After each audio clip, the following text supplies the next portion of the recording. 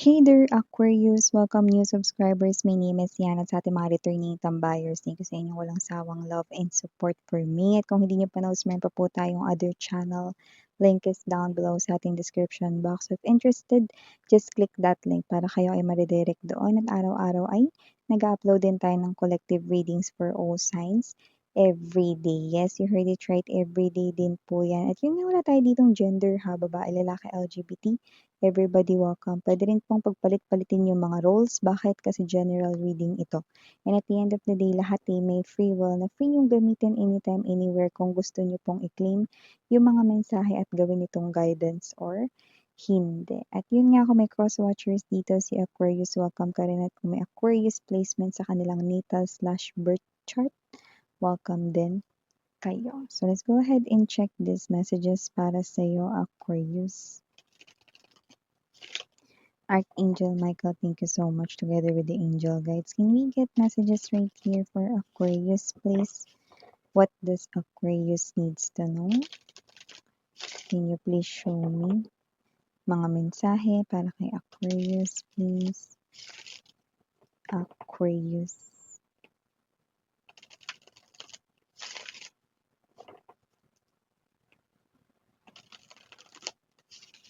Aquarius. This reading is intended for my Aquarian people.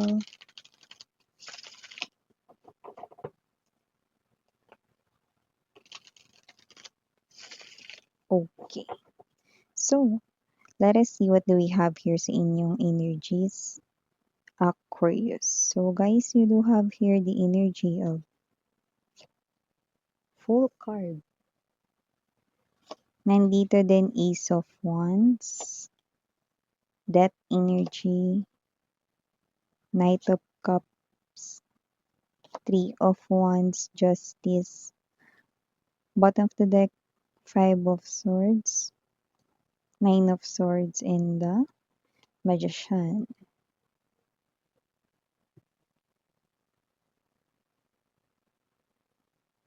Ako, kasi naman tong energy na to, no, may energy siya rito, no, na minamanifest niya kayo pabalik sa kanyang life. Pero instead na bumalik kayo sa life niya, ang nakikita kong mama-manifest niya rito from you guys ay hatred, no? Or mas nakikita ko rito na mas lalo kayo ritong manggagalaite or magagalit sa kanya, no? This energy gives me the vibe of death and justice. This person here wants to clear out some kind of mabahong air sa inyong dalawa. So kung sino man tong energy na to, no, you've already closed or ended a cycle dito sa person na to. You had this history in romantic relationship with this person noon. So, pwedeng ex mo siya, no? At minamanifest ka niya rito pabalik sa life niya. Kaso, this person here is hindi niya kayo rito mapapabalik sa life niya. Ang mamamanifest niya rito is mas lalo lang kayong magagalit sa kanya at mas lalo niyo lang siya ritong kamumuhian. Yan, o. Yun nakikita ko rito, di ba? Ba't ganun yung na-manifest niya, Miss Yan? Maybe because his or her energy is the Nine of Swords and the Five of Swords. Okay? Kasi yung klase ng energy niya rito, mga babes, no, is that type of energy na sa nakikita ko rito, parang lahat na ata na-score niya rito. No? Lahat ng pagkakamali parang nagawa niya na rito sa inyo. Okay. So, kung sino man tong energy na to, no, the intention is clear. Pero nakikita natin dito, no, na mali yung way niya rito ng pagmamanifest. That's why. Okay, this person here is mas mamamanifest niya rito ang inyong paglayo. Pero kung tatanungin ninyo ako, mga babes, no, oo, gusto niya ritong ayusin kasi this is clearing of air, justice energy. At ito ay marami-rami hindi pa 'to nangyayari, no? Pero makikipag-usap 'yan sa inyo.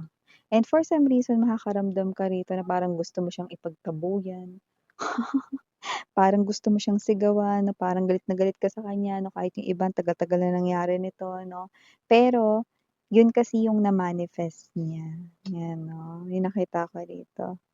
Justice is hustisya right here, no? So I think nakakita tayo rito, no, ng karma, bad karma na nangyayari or magsisimula pa lang mangyari sa kanya.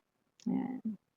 So, maliban diyan Aquarius nakita rin tayo ng energy rito 'no, na posibleng meron ditong new love or bagong pag-ibig na dumating sa inyo. Wala tayong gender, babae, lalaki, LGBT, lahat welcome 'no. At kung sino man siya 'no, just like you, okay, this person here is someone who's hopeless romantic. Might be different from your usual type 'no or parang, 'di ba meron naman ang mga tao may mga type-type siya 'no. So, maaaring may ideal type ka 'no, maaaring malayo siya sa ideal type mo, pero nakikita ko na posibleng ma-fall ka sa taong ito. Knight of Cups energy is someone who's nice.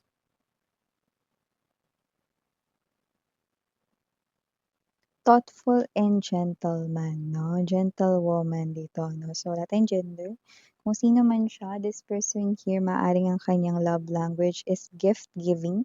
Baka bigyan ka niya rito ng presents, flowers, chocolates 'no, kahit anong gusto mo, merienda o ano man 'yan, SB.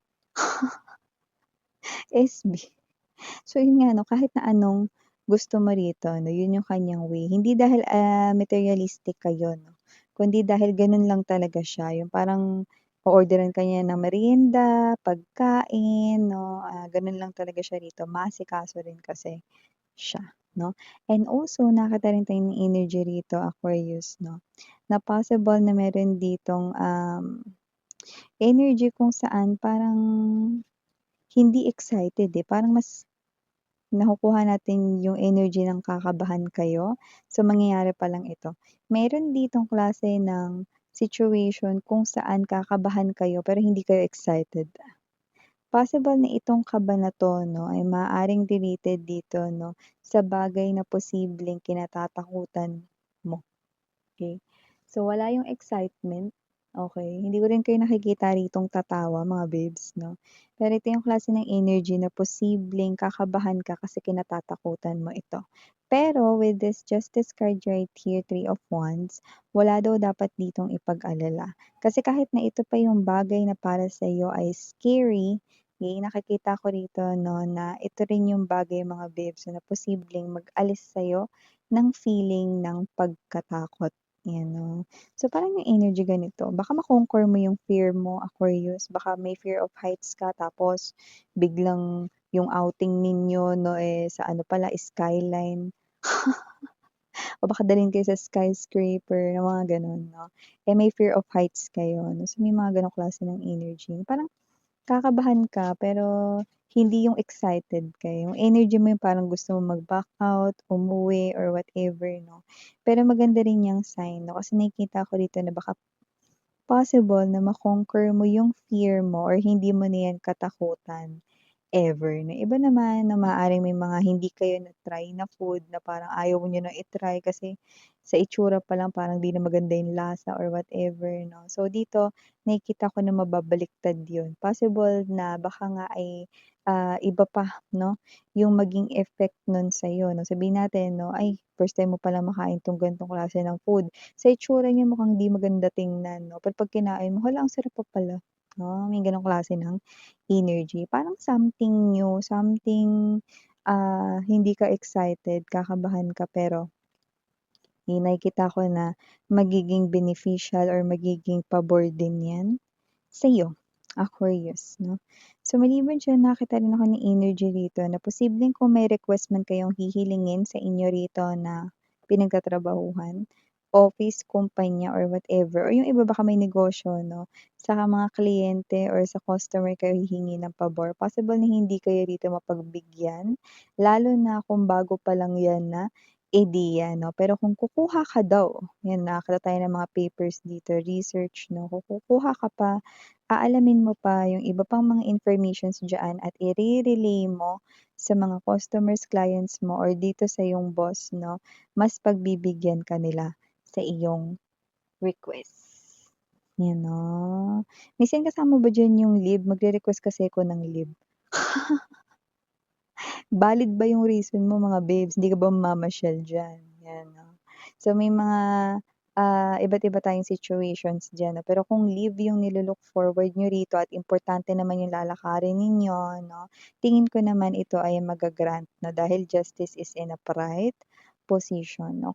Kailangan lang talaga na makumbinsi ninyo 'no, ang inyo rito 'no, na boss, 'yan 'no, na talagang kailangan niyong mag-leave, 'yan. Yung iba naman, hindi 'yan leave 'no, yun nga yung parang ano, meron kayong ibang request 'no, 'yan ay maaaring sa inyong work, sa trabaho ninyo 'no. So, nakikita ko may chance kayong mapagbigyan pero sa pangalawang pagkakataon. Kasi sa una parang hindi niyo pa masyadong nailatag lahat ng ano, eh, informations dito 'no. Pero sa pangalawang pagkakataon, mage-gets nila 'no at maiintindihan ka nila rito. So, nakakita tayo ng mas positibong resulta 'no or pagtanggap sa pangalawang gagawin ninyong pagkakataon, okey? So, maliban diyan nakita rin tayo ng energy rito, iba ba may ano, ka-connect, may boyfriend, girlfriend gano'n 'no, may, asawa ganyan 'no. So, nakita ko ng energy rito na parang may, bahay, so hindi ko alam parang napapalibutan dito 'no ng parang mga halaman 'no. So, maaaring may uuwi ng probinsya, sama kayo, parang gano'ng klase ng energy 'no. So, kung asawa ninyo uuwi ng probinsya, maaaring kayo ay isama niya. So, parang mas makakapag-relax din kayo 'no, so yung nakikita natin dito, okey. Alam niyo naman ang hangin sa probinsya ay iba sa hangin sa siyudad. Yung hangin sa siyudad halo-halo na ta's may libreng pulbos ka pa 'no, ang itim. Ang shade ay color gray, 'di ba? So, nakikita natin dito 'no, na parang ito ay bakasyon na rin 'no, pero kaya siya uuwi doon 'no, sa hometown niya, baka yung iyong person uuwi sa hometown niya, sama ka 'no.